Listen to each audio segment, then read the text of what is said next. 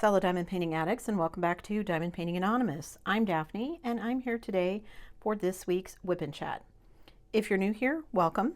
If you're not new here, welcome back. WIP, W-I-P, stands for Work in Progress, and this is mine. You are welcome and encouraged to go grab whatever you are working on and work alongside while I chat. Or alternatively, you can treat this as a podcast and just listen while I chat. Today I am going to be working on my stained glass butterfly. This is a small 30 by 40 project, but this is what I'm working on today. So let me move things around, get zoomed into where I'm going to be working, and I will be right back. Don't go anywhere. All right, let me get my timer started here. Let me pour some drills and I'll get started. So I'm going to start off with my diamond painting life as usual. No, you guys, see, this is the kind of week it's been.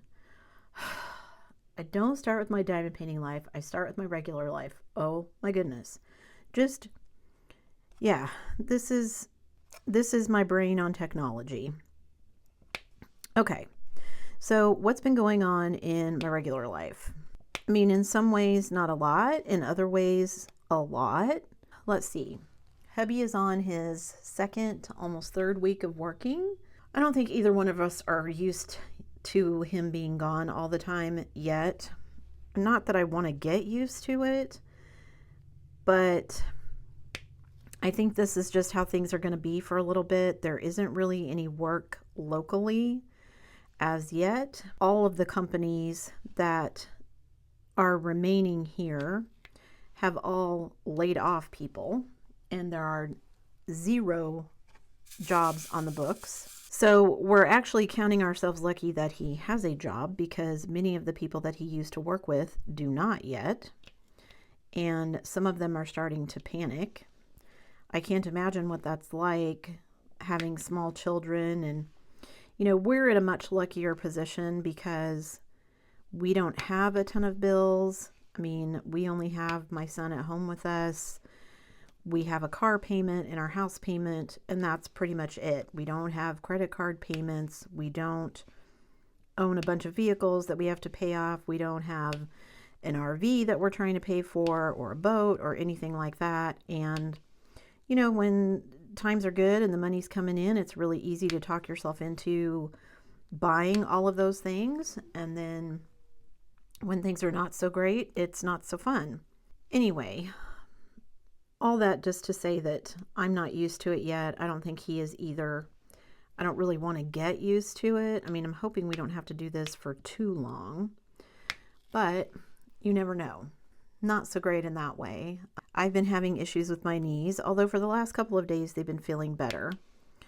I am trying to really watch the amount of sugar in my diet. I've started taking some supplements that are supposed to be really good as well, so fingers crossed that things are looking up.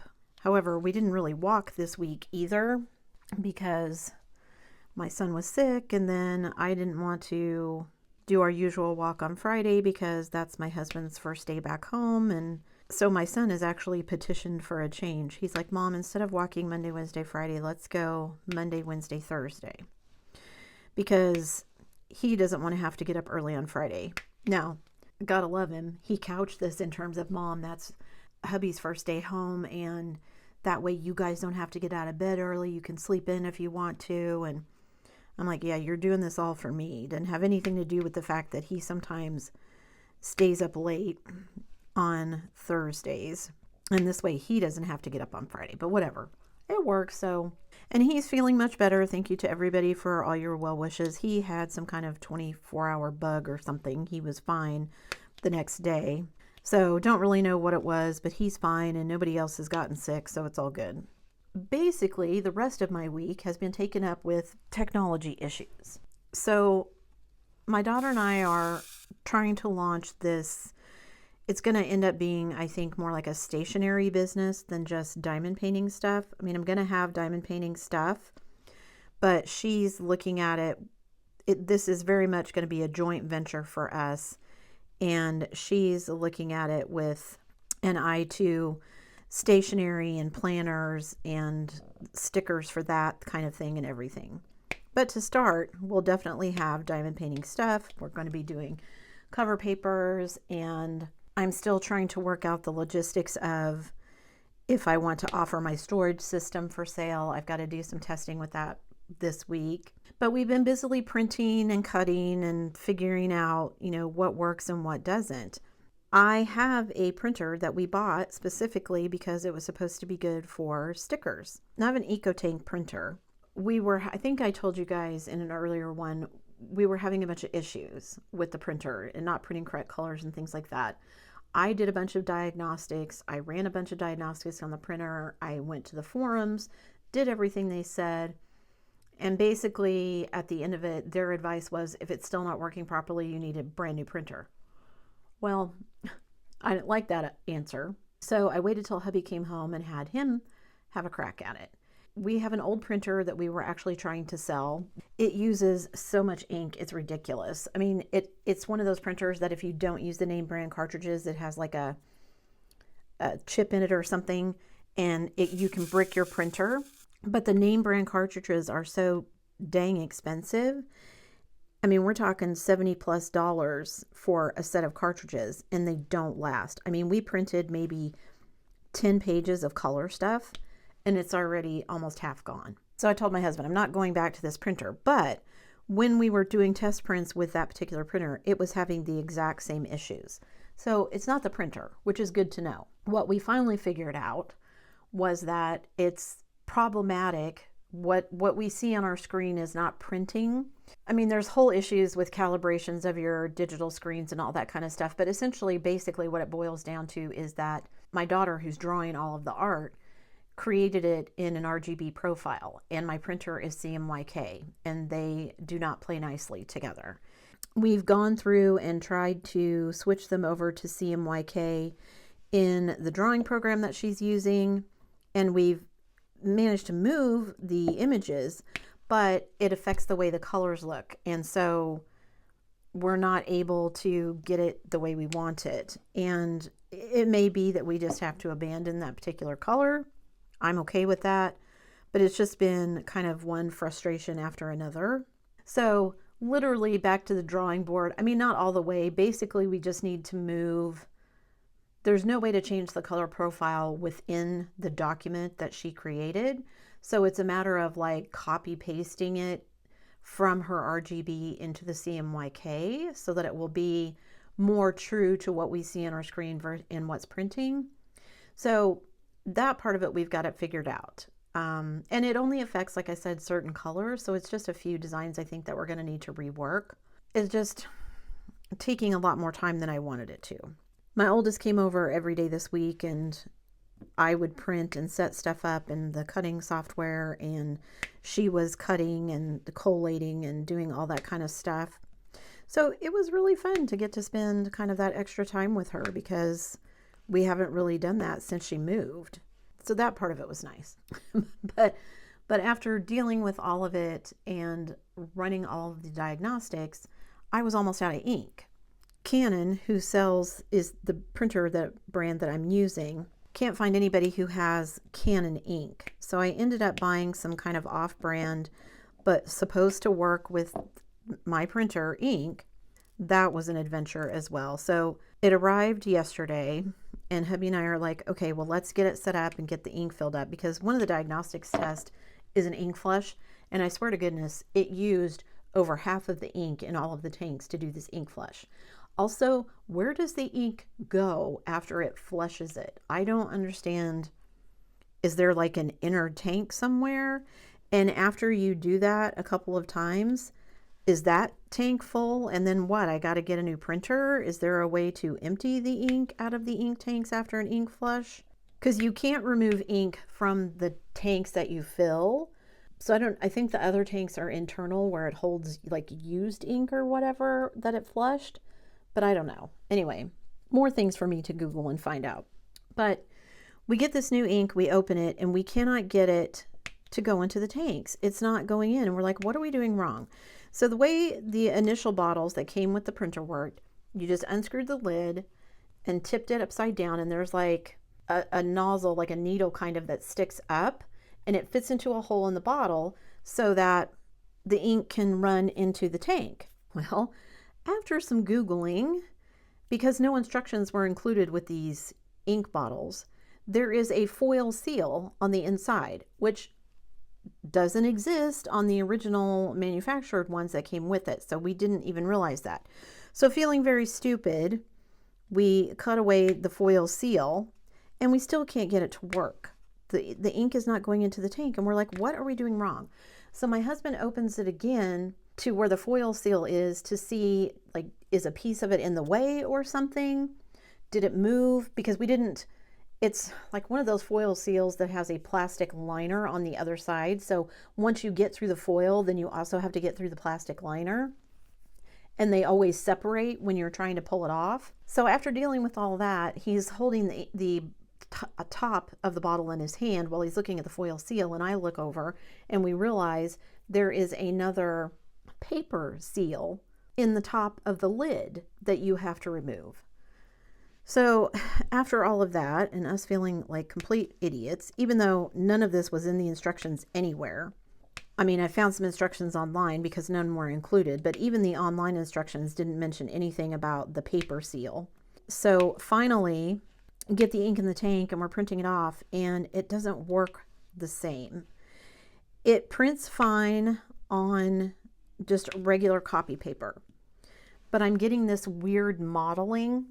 Instead of being like one true color on its reds is what I noticed it on. Doesn't seem to be doing it on any other color, but on the reds, it looks like it's kind of been dropped on the paper rather than printed smoothly. And after doing some test prints, what we figured out is it's the paper that we're printing on. Well, it's the paper that I'm using for cover sheets, so I can't really change that. So I'm like, well, let me just use up this ink, because you can't take the ink back out of the tank once you put it in there.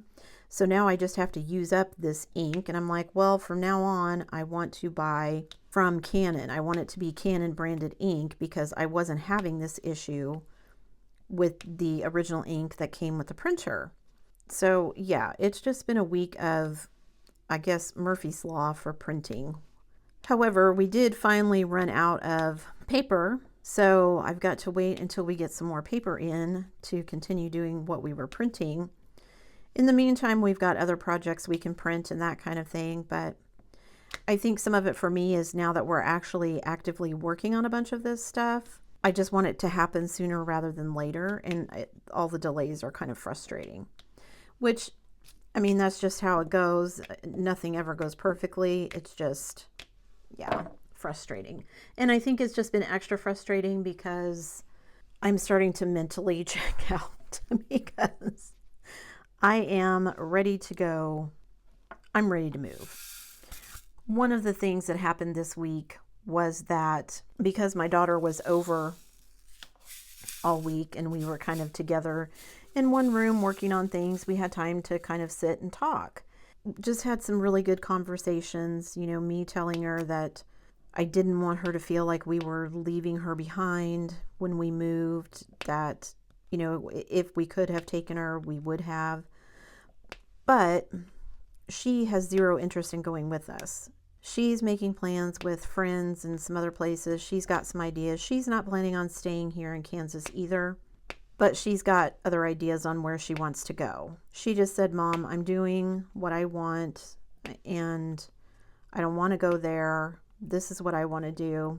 I don't know how or when she'll make that happen, but I'm trying to just let it go because she's going to do her own thing. I think I realized she wasn't going to be able to visit us as much as I had hoped or anticipated, because even though she does work in a school and they get lots of vacation, like most of that vacation is over holidays, which means it's going to be super busy for travel.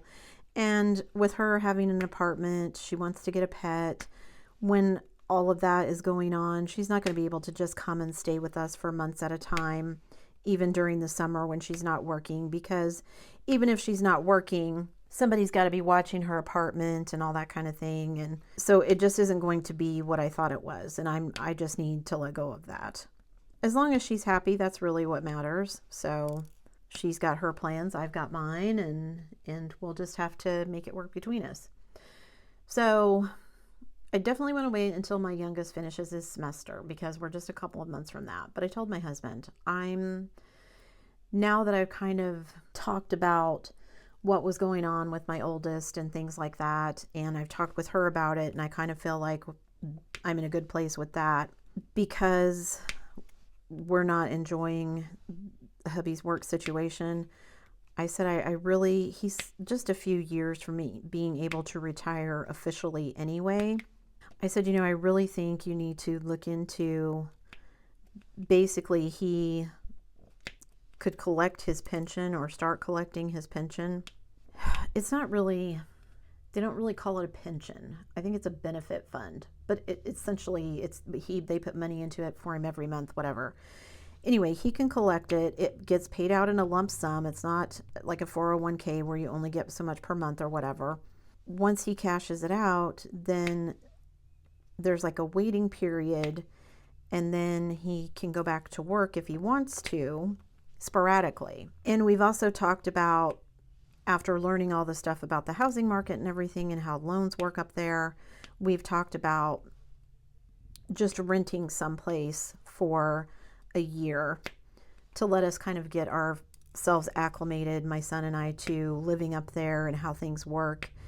And then at that point, we could pursue if we want to buy a home and all of that. Because part of the issue is too that one of the things that we talked about was eventually we're going to be getting a plot of land from his mom and building like a self-sustaining, as off the grid as possible home there. So essentially like our tiny house commune, but a house that would be just for us, because at that point, we assume none of the kids would be living with us anymore. Near us maybe, but not with us. But I'm not ready to move. His mom lives kind of rurally. And even if he's only working sporadically, until we're kind of used to being there and driving in some of the weather and dealing with some of the weather and things like that, I don't want to be someplace rural where if hubby happens to be gone on a job, it's just my son and I, and then we have to figure out how to get groceries in the snow, or who's going to snowplow our drive, or whatever that situation might be, living out in the country. And it would just be him and I in a very unfamiliar place. And I just don't want to put myself in that situation. So I want to be kind of in the city until we figure out what we're doing. So I think we're going to rent a place, which means that the amount of capital that we need and all that kind of stuff is actually a lot less, because we're not buying a house. We're not going to be getting, insurance on the house and dealing with taxes and lawyers and realtors and all that kind of stuff. So it removes a lot of financial questions and actually means we can survive for the short term on a lot less than we were anticipating. We would still sell our house here, but then we would have the proceeds from that to kind of keep us afloat until hubby figures out his situation, till I figure out what I want to do. I mean, I still want to do the YouTube thing, but I've got ideas for other channels as well. He and I would like to do a channel together. We'd like to branch out into like Patreon and Discord and maybe a podcast and just lots of different ideas that we've got, but none of that can come to fruition because we don't really want to start any of it until we've moved. Just because we've heard from the Facebook group that he's in, people like us who have done this, that moving with a business intact is it makes your taxes way more complicated and therefore way more expensive, especially in what they call your exit year when you're moving from one country to another. The year after that, it shouldn't be quite as complicated because we would be living in Canada, ostensibly earning money in Canada and paying our taxes in Canada, versus having to kind of split it between both places for this exit year. I still don't know how that's all going to go. Part of the issue, it's not working and paying income on what you earn working. It's all of the other things that go along with it, your retirement, your 401ks. There's certain, I think it's people who have like shares and dividends and investment income, which we don't. but I'm also not sure what qualifies as that. So yeah, definitely going to be paying someone to figure that part out for us. And because there will be 3 of us and we don't really know what any of our work situations are going to be, yeah, just lots of questions. And I'm kind of to the point where I'm like, let's just go and we'll figure it out when we get there. My daughter was talking about this because she's like, well, I want to get a pet, but I need to wait until I'm kind of financially set and all this kind of stuff. And I'm like, well, for me, and same with us for our move, it's like having kids. Oh, we're going to wait till we're financially stable before we have kids. If you do that, you'll never have them, because you'll always feel like you're not ready for some part of it, whatever that part may be. And like most things, you just jump in and figure it out as you go. I mean, that's pretty much what most of us are doing. I've seen so many memes about that lately. When you're a kid, you think that the adults have everything together, right? They've got all the answers. They know what's going on. And then you become an adult and you realize that none of us have any idea what we're doing. We're all just kind of muddling along the best that we can. I mean, I wouldn't say that I was financially ready to have kids when I had my kids, but we've done well. I've put the 2 of them through college. They're going to graduate without huge student loans. I don't think my daughter appreciates that yet. She will at some point, but she doesn't yet appreciate that she can be out on her own, even if I wish she had a job where she earned more money. But she can be out on her own and survive because she's not having to make huge student loan debt payments. I mean, she doesn't even have a car payment. All she really pays is her rent and her utilities. So, and eventually she's going to need a new car. I keep telling her that she needs to start saving up for that.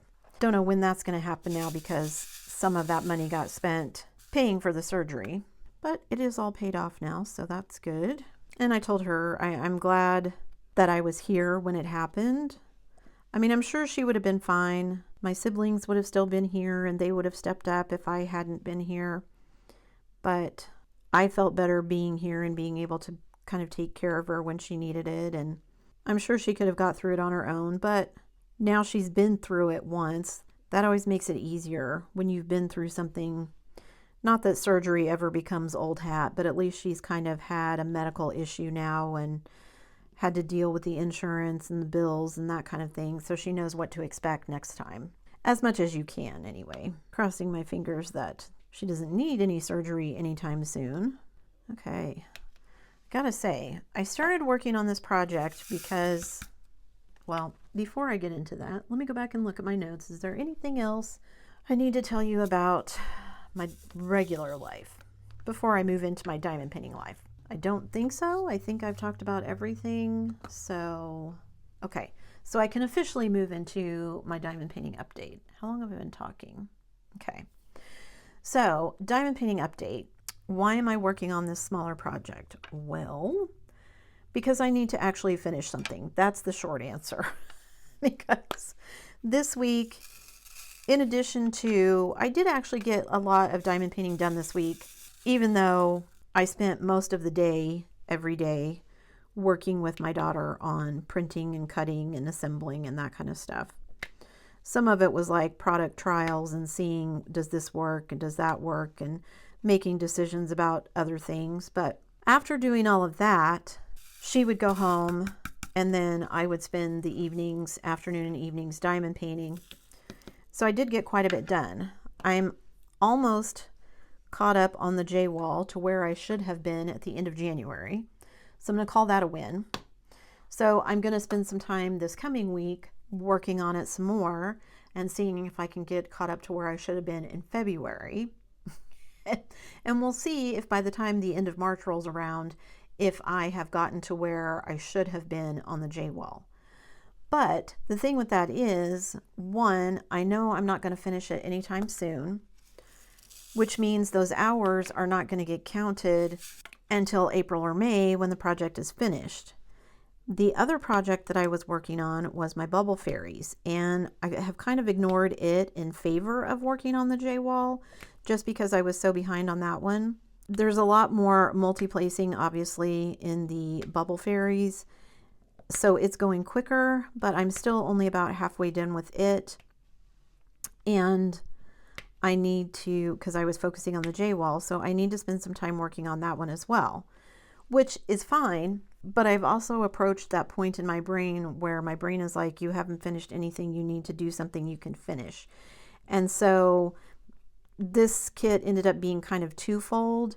It was a smaller kit with a small enough list of colors that I could try out my new Harbor Freight knockoff storage and see whether or not I liked it. I have discovered that I should not have put my stickers here. I should have put them on the edges here.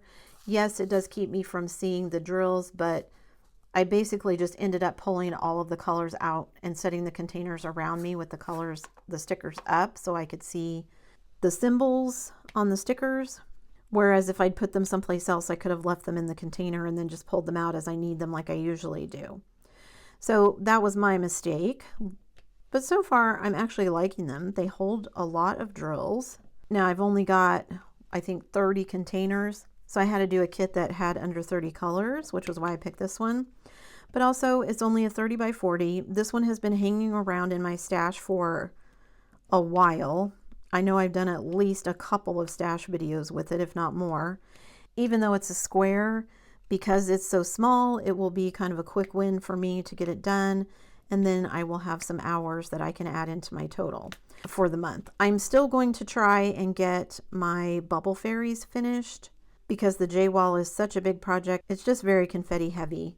I mean, typically for a square project, if I'm using my regular size release papers, typically a section, so roughly 4 by 5, 4 by 6 section will take me a couple of hours, even in squares. It's only about an hour and a half in rounds, but 2.5 hours in squares. My sections in the Josephine wall are taking me more like 4 hours for each section. And that's fine. I'm enjoying it. I'm having fun kind of seeing things as they appear in the painting, but it just means that everything takes way longer. And so it's just not going as quickly as I would like. And like I said, since I don't count any of my time for my hours or anything until I actually finish a project, lots of that stuff for the J wall is not going to get counted until May or June. And I just, for my own ego purposes, don't want to have a month where my diamond painting hours is 0, because that will just be so disheartening. Even though I know the reason behind it and why it would be like that, just having to put a 0 in that is not what I want to do. So I was like, well, let me just do 2 things at once, and I'll try out my new storage system, and I'll grab this kind of older diamond painting, and I'll see how I like the new storage system at the same time while I finish a new project. Win-win, right? And like I said, so far I'm liking it. My only complaint with the Harbor Freight was that, and these aren't made quite the same way, but the Harbor Freight, I felt like I got drills stuck in the lid a lot. And this one, so far at least, doesn't seem to have that issue. Now, some of these are not as full as others, so that may be part of it as well. But for now, anyway, they seem to be going a lot better. There's just a couple of W's in here, which is black, which is kind of funny because it looks almost kind of just like a dark green on the canvas, but it's a black drill. It is 310. Hopefully I'm still working where you guys can see. I get busy talking when I'm diamond painting and I forget to double check and make sure that where I'm placing drills is actually visible on the camera. All right, so back to my diamond painting life. What else did I need to talk to you guys about? Let's see. I finished up the basic versus luxury series, which actually I think I should have called it the nice versus necessary series, which is what it ended up being.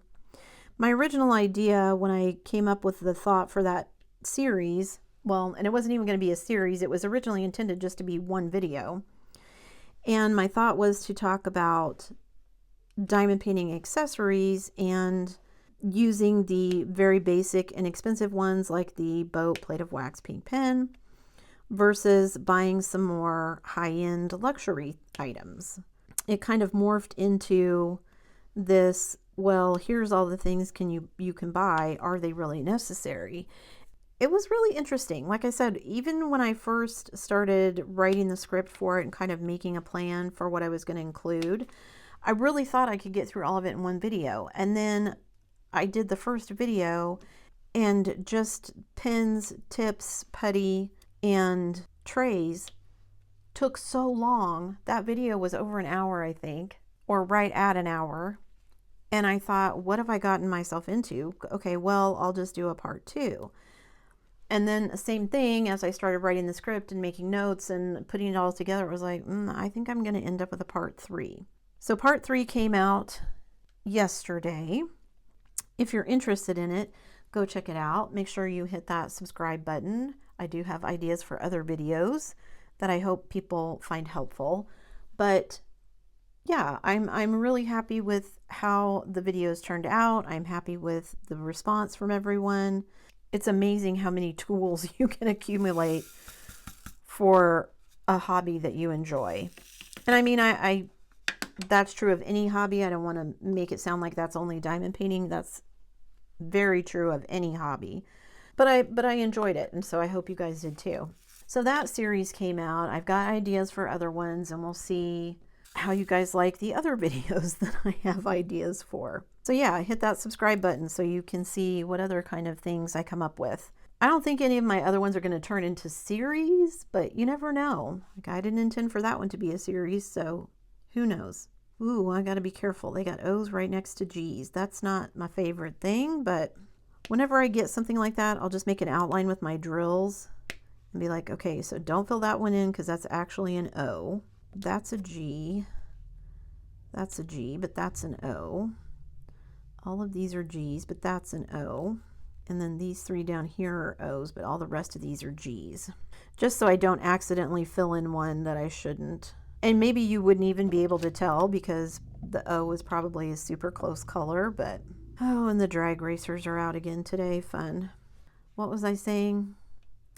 Other videos. Yeah. So other videos that I'm going to be working on. Also, I have been trying to kind of, well, I had someone contact me and ask me about putting in space in my logbook for specialty drills.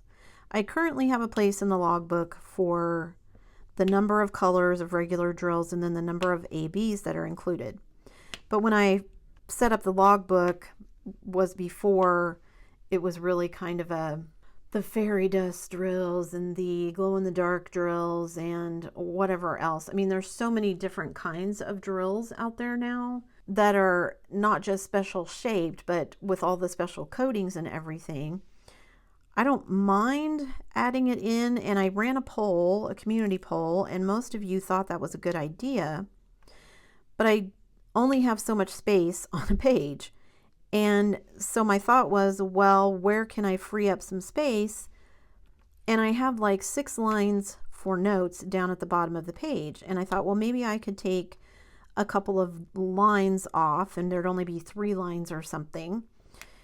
And then I could use that space to maybe add in some space for the specialty drill thing.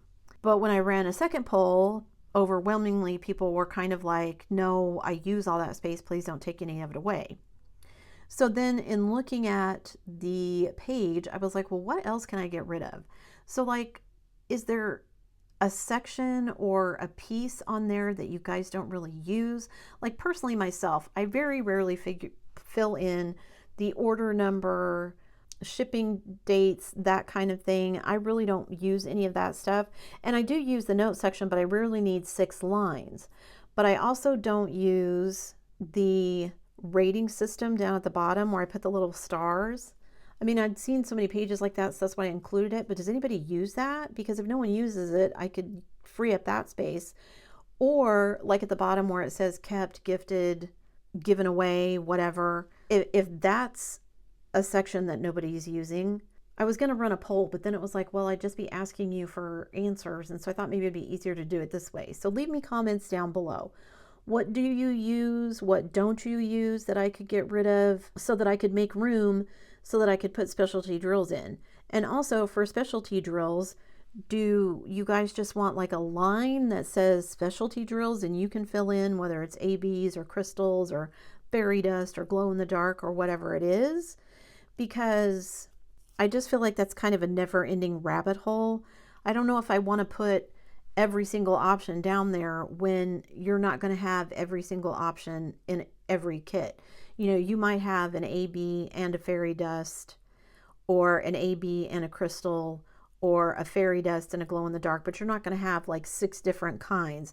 So maybe I could get away with just like 2 specialty drills sections, and then you guys could fill it in depending on what drills were in your kit. Leave me a comment, let me know what you guys think, because I want to make the logbook something that is useful for people. And because there are so many different types of specialty drills now, I mean glitter and jelly and glow in the dark and the fairy dust and doesn't Diamond Art Club have like 4 of them now, like the glow in the dark, the fairy dust, isn't one like electro or electric something? I don't think I've done a kit without those in it yet, so I'm not sure what they're called, but something along those lines. Of course, crystal drills, special drills is usually its own thing because that's usually typically a special drill kit. I do have a section for enhancements for people who are adding in their own special drills and things like that. So I don't want to go too overboard in making a bunch of changes, but I do want to make it useful for people. So yeah, just let me know your thoughts in a comment. I'm actually really enjoying how quickly this kit is kind of coming together, because that hasn't happened in a while. I've been so focused on, and I did this to myself. I knew it would be like this, and I knew that I would probably approach a point where I was going to start getting antsy because I felt like I didn't have anything finished. I'm actually surprised it took me this long to get to that point, honestly. But I didn't want to get to the end of March and then be like, well, I don't have any hours that I can count, even though I've been diamond painting heavily all month. That just gets to be disheartening as well, to think that I've spent all this time diamond painting while hubby's gone working, but I still don't really have anything to show for it. And I mean, that's not true either. Obviously, I would have sections completed on the diamond painting, and that would be the visual proof that I had done something, but it's just something about having those numbers. And of course, I have lots of other things once I get to where I'm going to be talking about my diamond painting goals for March and how I did.